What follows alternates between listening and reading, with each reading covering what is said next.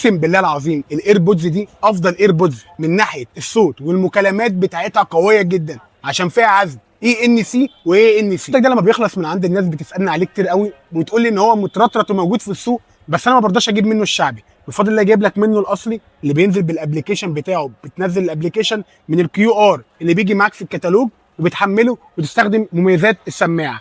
اول حاجه بتحصل معاك اول ما تبدا تحط كده السماعه في ودنك بتبدا تلاقي العزل الاي ان سي اشتغل، كين سمع اي حاجه حواليك. بفضل الله السماعه دي زي ما قلت لك عزل في المكالمات وعزل في الاغاني، اول ما هتلبسها هتعزلك عن الدنيا كلها. اتفرج معايا كده على الاسود الشياكه، الاسود ده مش هيتوسخ معاك، ومكان العليقه الشحن الطيب سي. خش معايا اللون الابيض بقى الشياكه برضو شحن الطيب سي، سماعات وادي العليقه. تعال اتفرج معايا كده على شكل السماعتين عاملين ازاي.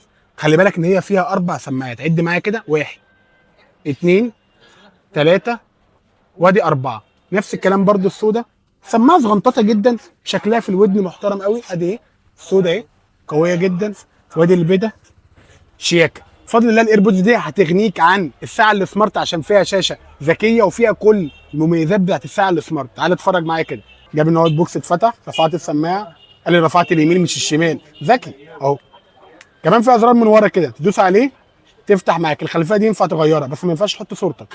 تجيب لك نسبه الشحن وتجيب لك الحاجات. بص في الخلفيه اليمين كام والشمال كام، وهنا في الكونكت، وادي نسبه الشحن، وادي الساعه. العزل اهو يا جدعان. 75 كام؟